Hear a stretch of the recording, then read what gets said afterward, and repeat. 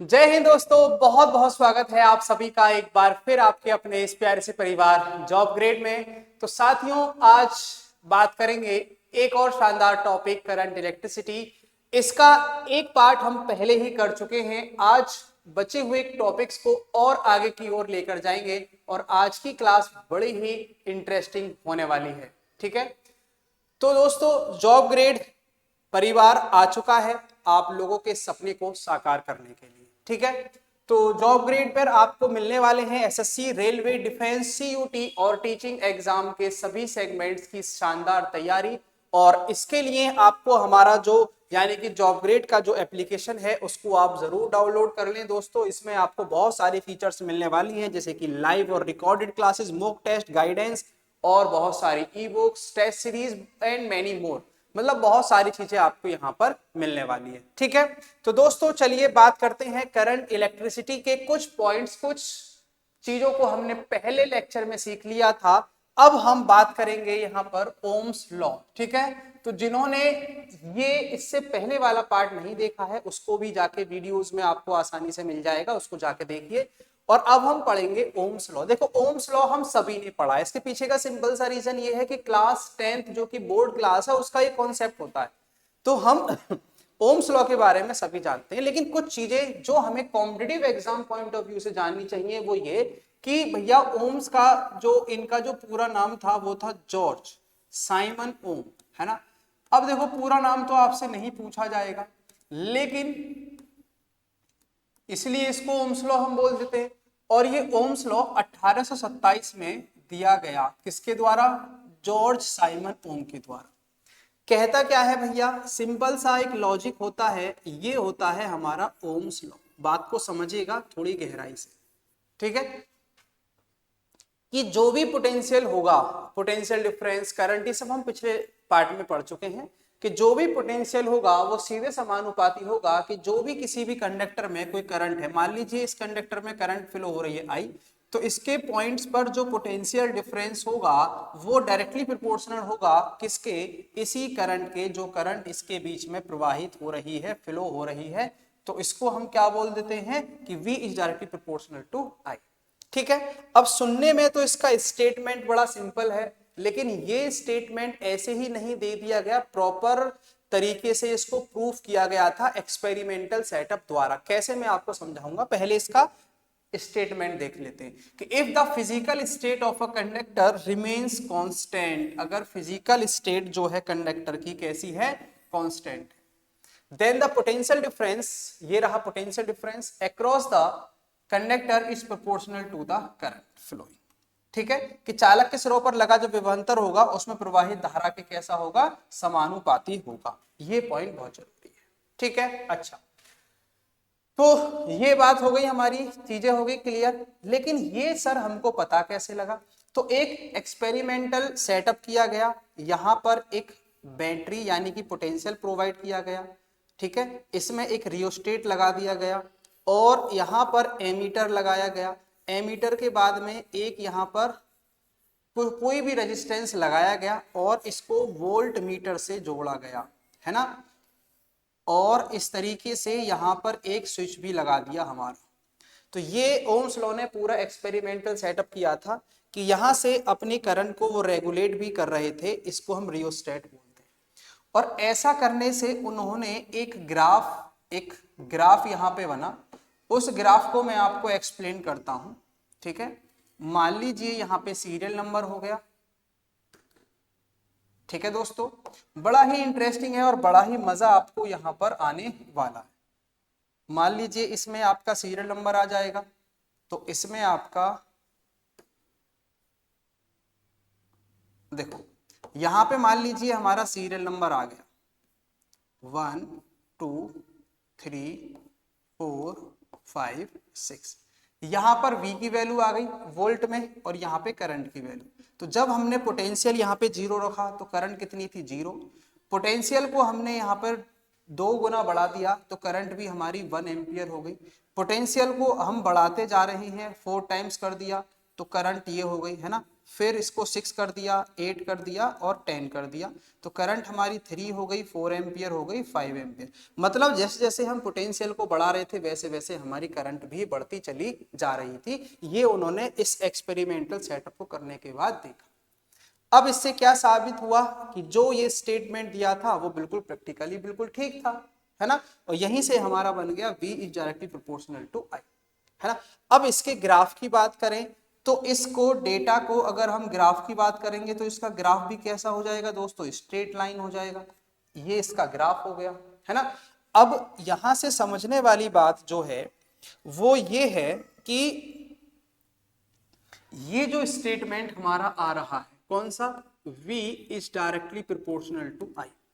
इस प्रोपोर्शनलिटी देखो यही ओम्स लॉ होता है, और इस प्रोपोर्शनलिटी के साइन को जब हम हटाएंगे तब एक कांस्टेंट आएगा, उस कांस्टेंट को हम बोलेंगे R। इसी को बोलते हैं प्रोपोर्शनलिटी कांस्टेंट, है ना। और इसी कांस्टेंट को क्योंकि ये देखा गया कि ये पाथ में कुछ रुकावट क्रिएट करता है, तो इसको क्या नाम दे दिया गया, रेजिस्टेंस नाम दे दिया गया। इसको क्या बोल दिया गया दोस्तों, प्रतिरोध बोल दिया गया। अब ये पाथ क्रिएट रेजिस्टेंस यानी कि ये ऑब्जेक्शन क्रिएट करता है, तो इसीलिए इसको हम R is equal to V upon I हो गया। इसी को हम बोलेंगे अपोजिशन। किस चीज का अपोजिशन मेरे भाई, अपोजिशन टू करंट, यानी कि करंट का विद्युत धारा का क्या है, ये अपोजिशन है। तो V अपॉन I कांस्टेंट वाकई है क्या, आइए चेक करते हैं। देखो यहाँ पे V अपॉन I 2 अपॉन 1 कितना आ जाएगा 2, 4 अपॉन 2 कितना आ जाएगा 2, 6 अपॉन 3 कितना आ जाएगा 2। तो वाकई V अपॉन I जो है वो क्या है, वाकई ही कांस्टेंट है, और उसी कांस्टेंट को हम बोलते हैं रेजिस्टेंस यानी कि प्रतिरोध। ठीक है, आप बोलोगे यस सर। अब ये जो रेजिस्टेंस है V अपॉन I, इसका ये फॉर्मूला हो गया, है ना। अब ये ओम्स लॉ दिया था, तो इसकी यूनिट की बात करेंगे तो इसकी जो SI यूनिट हो गई दोस्तों वो भी क्या हो गई, ओम ही हो गई। इसकी SI यूनिट भी क्या हो गई, ओम, और इसका जो सिंबल है वो ये बन जाएगा। ये सारी चीजें आपको पता है। तो ओम्स लॉ में इस तरीके से आपको याद रखना है कि किस तरीके से ये ओम्स लॉ आया, और मोर इंपॉर्टेंटली ईयर भी आपसे पूछा जा सकता है, तो ईयर भी हमारे लिए इंपॉर्टेंट है। ओके, ठीक है, चलो अब बात आती है ओमिक कंडक्टर्स और नॉन ओमिक कंडक्टर। मतलब ऐसे कंडक्टर, ऐसे चालक या सुचालक जो हमारे ओम्स लॉ का पालन करते हैं, ओम्स लॉ को फॉलो करते हैं, उन्हें हम ओमिक कंडक्टर कहते हैं, और जो नहीं करते हैं उनको नॉन ओमिक कंडक्टर कहा जाता है। ठीक है, अब इनके ग्राफ की बात आती है, एक बार देख लेते हैं इसको हमारा कि ohmic conductor are those conductor which obey Ohm's law. अब आपसे इसमें एग्जाम्पल पूछा जाएगा, जितने भी हमारे मेटेलिक वायर हैं, कॉपर का वायर हो, गोल्ड का वायर हो, एल्यूमिनियम का वायर हो, सिल्वर का वायर हो, कोई भी वायर हो हमारा हो, तो वो सब हमारे ओम्स लॉ को फॉलो करते हैं। लेकिन जो फॉलो नहीं करते हैं उनको नॉन ओमिक कंडक्टर कहते हैं। अब यहां से एग्जाम में एक जबरदस्त क्वेश्चन ये बनता है कि सर नॉन ओमिक का एग्जाम्पल, तो एग्जाम्पल में आप डायोड याद रखेंगे, एक तो आपका हो गया दोस्तों डायोड, और एक आपको याद रखना है सेमी कंडक्टर, है ना। सेमी कंडक्टर भी आपको याद रखना है, सेमी कंडक्टर जिसको आप अर्धचालक के नाम से जानते हैं हिंदी में, यानी जिसके जो कि इंसुलेटर भी हो सकता है और कंडक्टर भी हो सकता है। टेम्परेचर कम है, रूम टेम्परेचर पर वो अचालक यानी इंसुलेटर रहेगा, जैसे ही टेम्परेचर बढ़ाएंगे तो वो कुचालक चालक बन जाएगा, कंडक्टर बन जाएगा, उसको हम क्या बोलते हैं, सेमी कंडक्टर बोलते हैं। अब जो सवाल आता है कि सर इनका ग्राफ, तो दोस्तों अगर हम बात करें तो इसका ग्राफ अगर देखो ये V है ये I है, तो ओम्स लॉ को फॉलो कर रहा है तो इसका ग्राफ ये हो गया। जब ओम्स लॉ को फॉलो नहीं कर रहा है तो इसका ग्राफ कुछ इस तरीके से हो जाता है जो हमारे एग्जाम में हमसे पूछा जाता है। ठीक है, और ये बहुत जरूरी चीज है, ये इसका क्या हो जाएगा, ग्राफ हो जाएगा।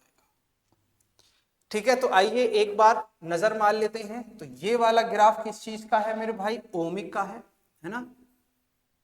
यानी जो ओम्स लॉ को फॉलो करते हैं, जो ओम्स लॉ को फॉलो नहीं करते उनको हम नॉन ओमिक कंडक्टर बोलते हैं। तो ये हमारे क्या हो गए, नॉन ओमिक कंडक्टर्स।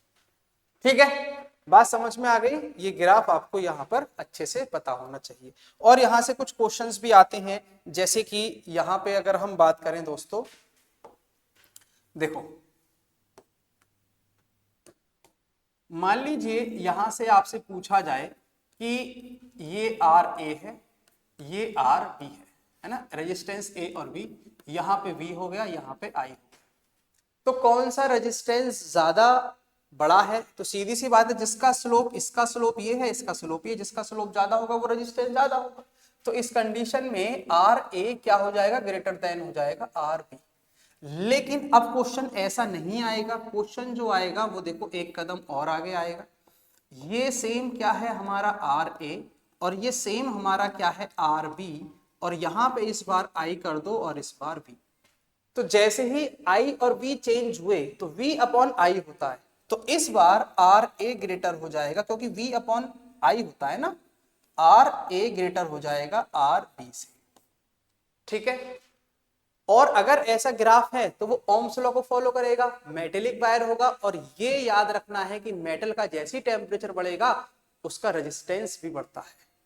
ठीक है, तो रेजिस्टेंस के पैरेलल टेम्परेचर भी हमसे पूछा जा सकता है, तो याद रखना है टेम्परेचर बढ़ने से रेजिस्टेंस बढ़ेगा।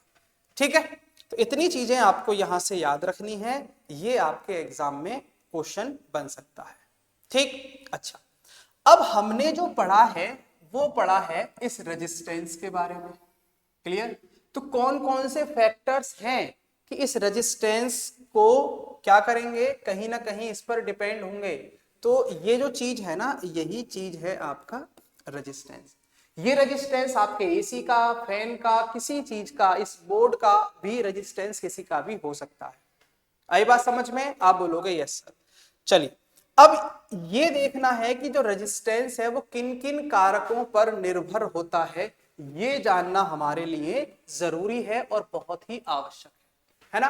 तो देखो, सबसे पहले देखा गया कि हमने, मान लीजिए ये कोई कंडक्टर है ना, एक कंडक्टर आपका ये है और एक कंडक्टर आपका ये है, दोनों में जो अंतर है वो किसका है? लेंथ का है। ठीक है, अब सिंपल सा लॉजिक ये है कि इन दोनों में से किसी में रेजिस्टेंस ज्यादा होगा, कम होगा, तो क्या देखा गया कि जो रेजिस्टेंस है वो सीधे समानुपाती है इन कंडक्टर्स की लेंथ की, जितनी ज्यादा लेंथ उतना ज्यादा रेजिस्टेंस। ये लॉजिक हमको समझ में आता है। ये हो गया वन। दूसरा हो गया आपका, रेजिस्टेंस जो है वो इनवर्सली प्रोपोर्शनल होगा किसके? एरिया ऑफ क्रॉस सेक्शन के, है ना। मतलब जितना मोटा तार होगा, जितना एरिया ज्यादा होगा, उतना ही कम उसके अंदर रेजिस्टेंस होगा, और जितना तार पतला होगा उतना ही कम, उतना ही ज्यादा इसका रेजिस्टेंस। अब जैसे ही हम इन दोनों को कंबाइन करते हैं, है ना, अगर हम कंबाइनिंग करते हैं इन दोनों को, तो कंबाइन करने के बाद हमको क्या मिलेगा?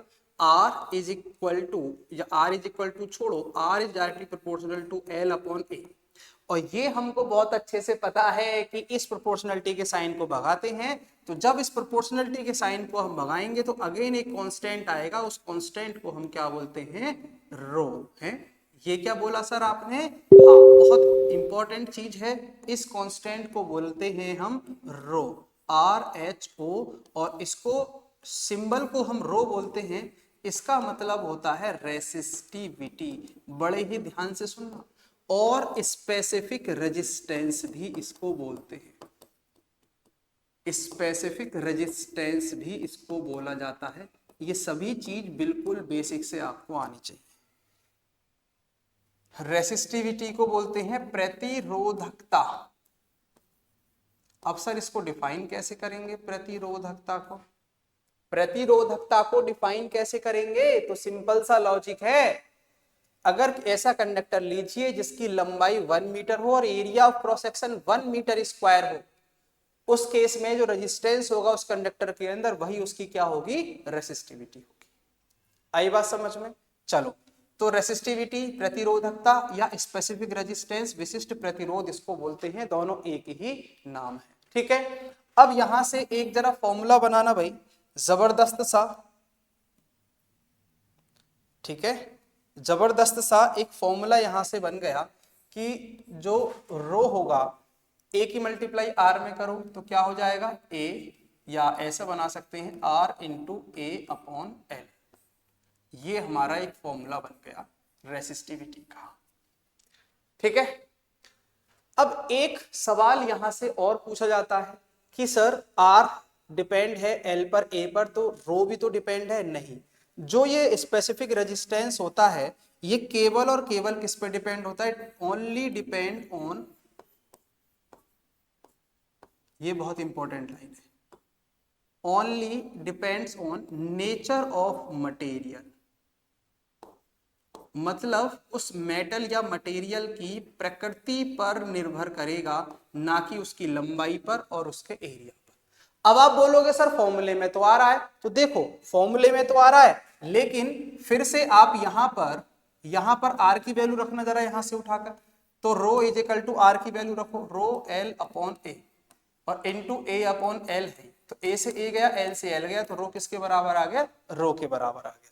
तो हम यहां से सिंपल सा ये कह सकते हैं और रीजन भी दे सकते हैं कि भैया ये केवल मटेरियल पे डिपेंड करती है, ना कि इसकी लंबाई पर। ठीक है, अच्छा दूसरी और इंपॉर्टेंट चीज, इस स्पेसिफिक रेजिस्टेंस की एसआई यूनिट क्या होगी? ये भी हम आसानी से निकाल लेंगे। क्यों? क्योंकि इसकी हम जानते हैं ओम, देखो यहीं पे निकाल रहा हूं मैं, है ना, इसकी हम जानते हैं ओम, एरिया की क्या हो जाएगी? मीटर स्क्वायर, और लेंथ की मीटर, इससे ये गया, तो कितनी इसकी यूनिट आ गई? ओम मीटर इसकी एसआई यूनिट आ गई, ओम मीटर इसकी क्या आ गई? SI unit. हमसे पूछा जाएगा कि एक कंडक्टर है, उसकी लंबाई को 2 गुना कर दो, 3 गुना कर दो, एरिया को कम कर दो, उसकी रेसिस्टिविटी पे क्या फर्क पड़ेगा? कोई फर्क नहीं पड़ने वाला है। फर्क उसके रेजिस्टेंस पे पड़ेगा, उसके प्रतिरोध पे पड़ेगा, उसकी प्रतिरोधकता पे नहीं पड़ेगा, क्योंकि प्रतिरोधकता भैया किस पे डिपेंड करती है? नेचर ऑफ मटेरियल पर। मतलब इसकी रेसिस्टिविटी कुछ और है, मेरी घड़ी की रेसिस्टिविटी कुछ और है, इस डायल की रेसिस्टिविटी कुछ और है, मेरे बालों की, मेरे चश्मे की resistivity, material change, resistivity change. लेकिन जो इसके अंदर रेजिस्टेंस होगा, इसको तोड़ दूंगा, जो बचे हुए 2 पीस हैं दोनों का रेजिस्टेंस अलग अलग हो जाएगा, लेकिन रेसिस्टिविटी दोनों की तोड़ने के बाद सेम होगी। आई होप कि समझ में आ गया।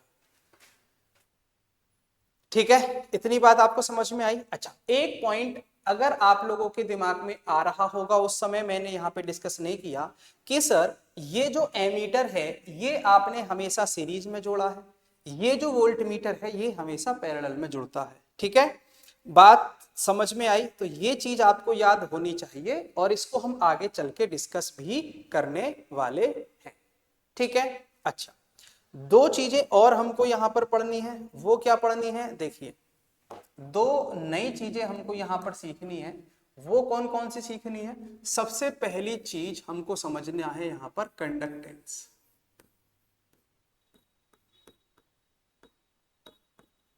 ठीक है, और एक हमको समझना, इलेक्ट्रिकल भी लगा सकते हो यहां पर, कंडक्टिविटी यानी इलेक्ट्रिकल कंडक्टेंस। भाई करंट इलेक्ट्रिसिटी तो पढ़ रहे हैं, तो इलेक्ट्रिकल लगा लीजिए या मत लगाइए, तो इलेक्ट्रिकल कंडक्टेंस और इलेक्ट्रिकल कंडक्टिविटी, नहीं लगाएंगे तो भी चलिए, कंडक्टिविटी।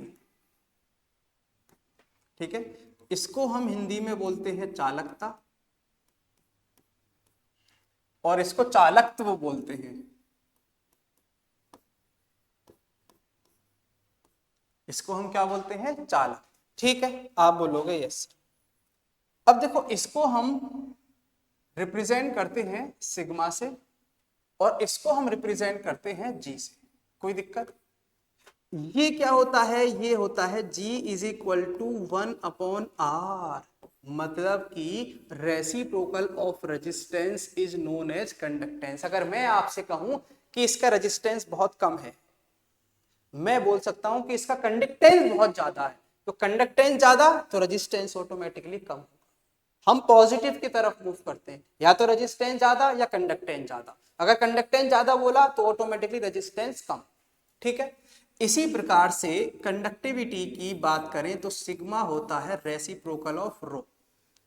अब ये मत पूछना कि सर ये क्या है, ये रो है, स्पेसिफिक रेजिस्टेंस है, प्रतिरोधकता है, रेसिस्टिविटी।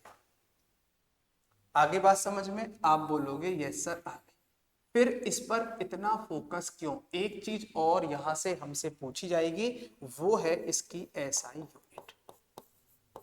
अब आप बोलोगे सर एसआई यूनिट में इतना क्यों? भाई 1/R है, यानी कि 1 ओम हो गई। है ना। अब इसको हम ओम को क्या लिख सकते हैं, ओम इनवर्स लिख सकते हैं, ठीक है, ओम इनवर्स लिख सकते हैं और ये इसका सिंबल हो जाएगा। ओम इनवर्स को MHO हम उल्टा भी लिख सकते हैं, मोह, और इसी को हम क्या और बोलते हैं, सीमेंस भी बोलते हैं। तो 3 यूनिट इसकी आपको याद रखनी है। क्वेश्चन बन सकता है कि निम्न में से कौन सी कंडक्टेंस यानी चालक की इकाई नहीं है, तो 3 इकाई तो है, ओम इनवर्स, मोह और सीमेंस। और जब ये हमको पता है तो यहां से इसकी यूनिट क्या हो जाएगी, 1/ओम मीटर, है ना। तो ये क्या हो जाएगी, ओम इनवर्स मीटर इनवर्स। और ये जानते ही हैं हम कि ओम इनवर्स क्या होता है, तो किसी भी रूप में आपसे क्वेश्चन पूछा जा सकता है, ठीक है, किसी भी रूप में आपसे क्वेश्चन पूछा जा सकता है, ठीक है। तो ये चीज हमको समझ में आ गई।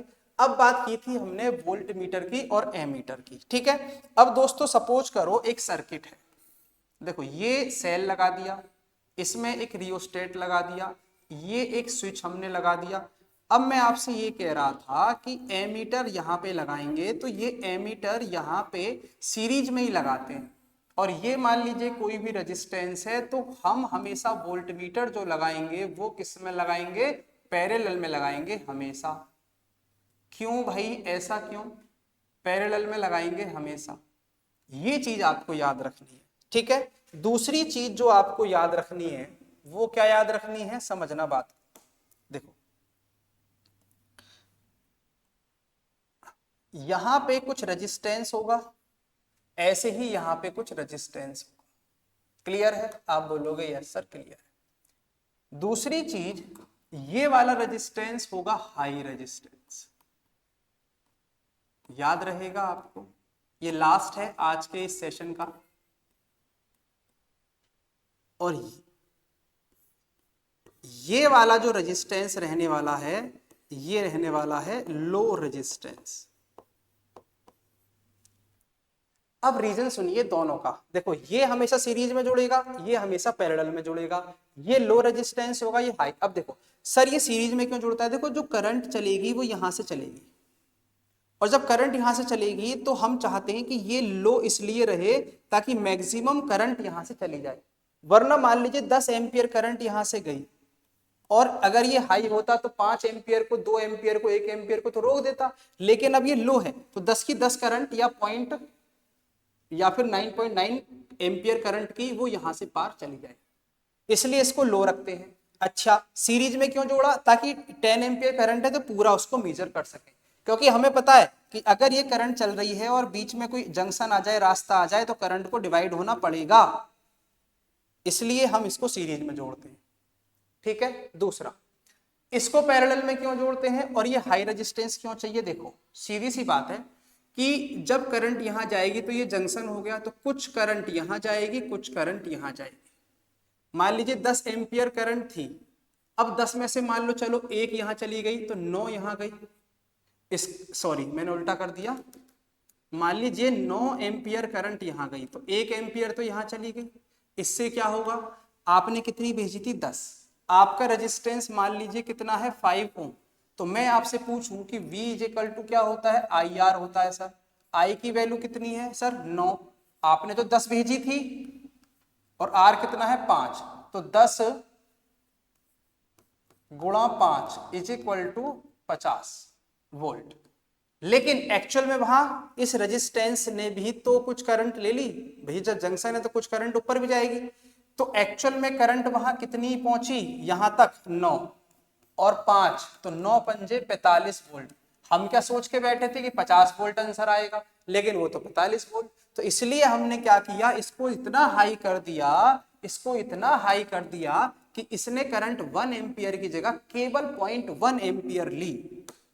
आई बात समझ में या नहीं आई, तो बाकी मैक्सिमम करंट एग्जांपल के तौर पर 9.19 एम्पियर इधर गई और 0.1 एम्पियर इधर।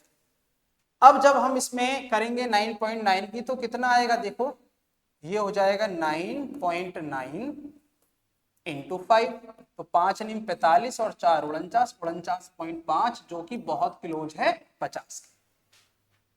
ठीक है, इसलिए इसको क्या रखेंगे, हाई रखेंगे, और हम इसको क्या रखते हैं, पैरेलल में। तो दो चीजें आपको याद रखनी है, क्या कि जो वोल्टमीटर होगा वो हमेशा कैसा होगा, पैरेलल में कनेक्ट होगा, ये क्वेश्चन एग्जाम में आता है, और सीरीज में हमेशा एमीटर होगा।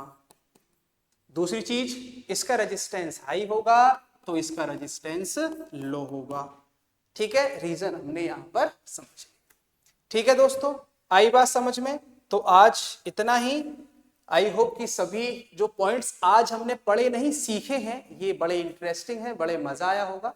ऐसे ही अपने इस सीरीज को आगे बढ़ाते रहेंगे, कुछ और टॉपिक्स के साथ आगे मिलेंगे, और आप हमारे गवर्नमेंट जॉब को, आप अपनी गवर्नमेंट जॉब को सुनिश्चित करने के लिए चैनल को सब्सक्राइब जरूर कर लें, एप्लीकेशन को डाउनलोड जरूर कर लें। इस पर आपको सभी सेगमेंट, सभी गाइडेंस, सभी टेस्ट सीरीज इस पर आपको अवेलेबल है। ठीक है, तो आज इतना ही, मुलाकात करेंगे एक बार फिर, तब तक ख्याल रखिएगा। Okay, bye bye, take care, जय हिंद, जय भारत।